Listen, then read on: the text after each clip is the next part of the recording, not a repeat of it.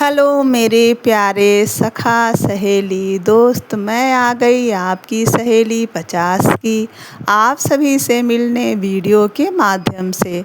तो दोस्तों, आज इस वीडियो में हम कुछ बातें करेंगे, कुछ चर्चा करेंगे। आज आप लोगों के साथ में मैं एक बात शेयर करूंगी अपनी फ्रेंड की। मेरी फ्रेंड बचपन की मेरी दोस्त है, मेरी सहेली है और वो सारी बातें मुझसे शेयर करती है। मुझे लगा उसकी कुछ बातें आप लोगों के साथ में शेयर करनी चाहिए, क्योंकि आज की स्थिति परिस्थिति कुछ इस तरह की हो गई है कि बहुत सारी जो लेडीज़ हैं या फिर जेंट्स हैं, कुछ विकट स्थिति से गुजर रहे हैं।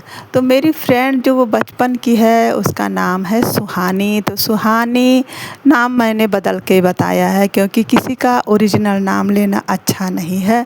हालांकि वो मेरी बचपन की सहेली है, दोस्त है। मैंने उससे पूछा है कि क्या तुम्हारी बातें मैं वीडियो के माध्यम से और लोगों के साथ में शेयर कर सकती हूँ, जिससे और लोगों को मदद मिले अपने जीवन को अच्छा बनाने में। तो उसने कहा ठीक है, तुम मेरी बातों को मेरा नाम लिए बगैर तुम मेरी बातों को शेयर कर सकती हो।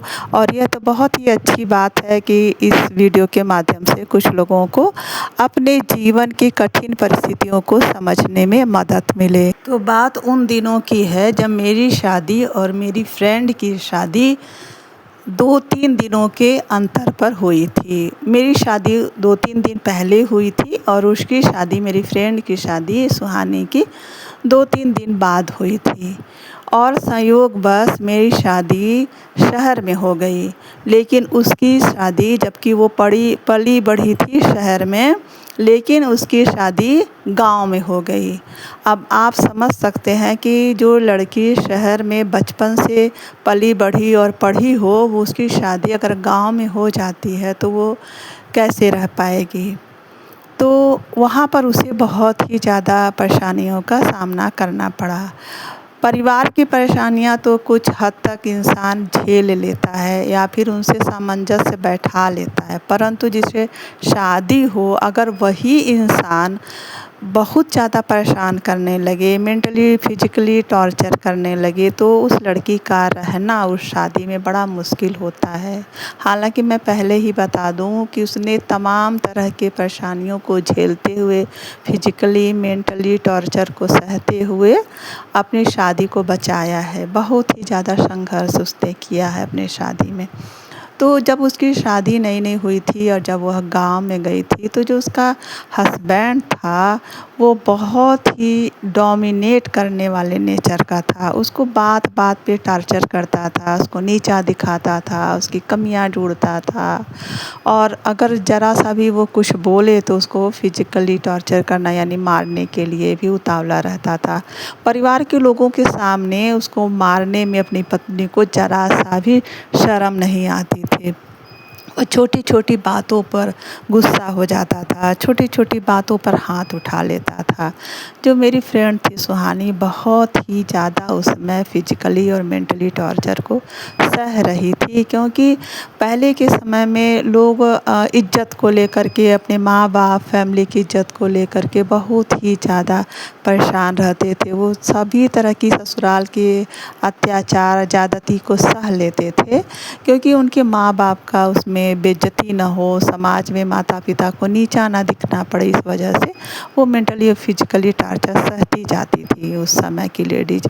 तो जो मेरी फ्रेंड थी सुहानी, तो उसने मुझे उस समय बताया था कि जब वो शादी करके नई नई गई थी अपने ससुराल में, तो कुछ समय के लिए उसको पढ़ाई के लिए या कुछ काम के लिए उसको शहर में आना पड़ा था। तो 3-4 महीना वो शहर में थी और एक बड़ा सा घर था, हालांकि उस ससुराल वालों का ही वो घर था और उसमें कोई रहता नहीं था, और बस वो न तो रेंट पे दिया गया था और न ही कोई उसमें रहता था।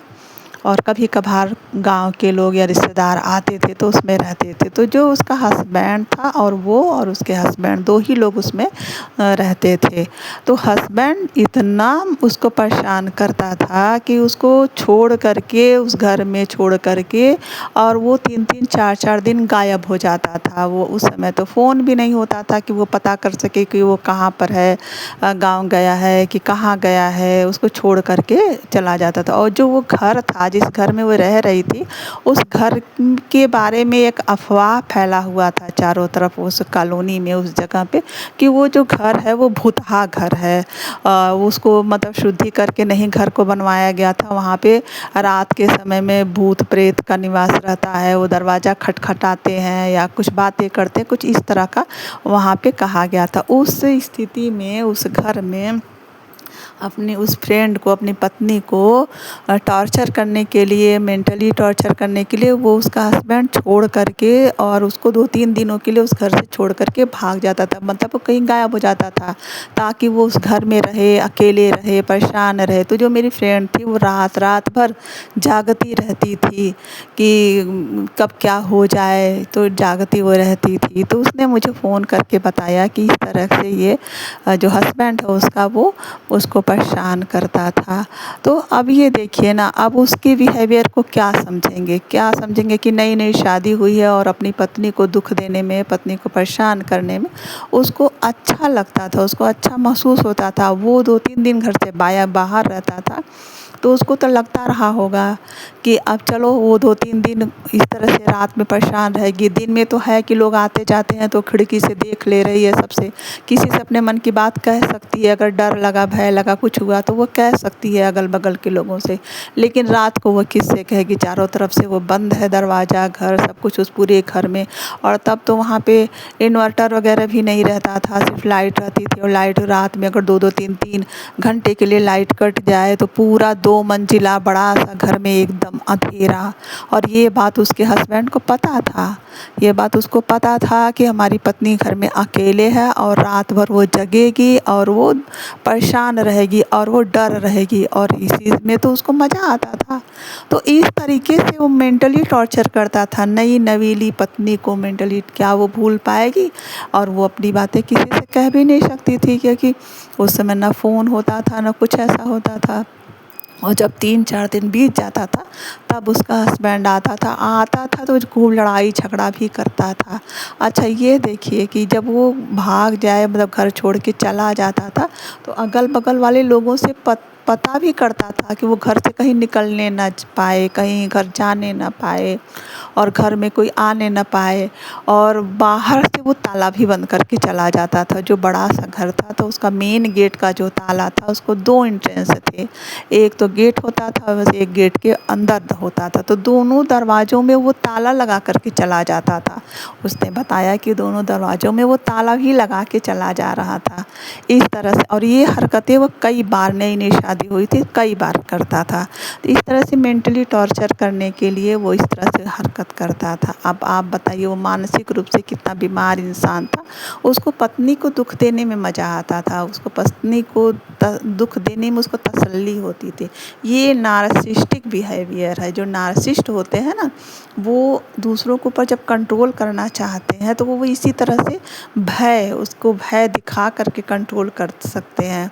उनको लगता है कि जब मैं इसको इस तरीके से करूँगा, इसके साथ व्यवहार, तो ये मेरे चंगुल में रहेगी, फिर ये मेरी कहना मानेगी, मेरी बात मानेगी।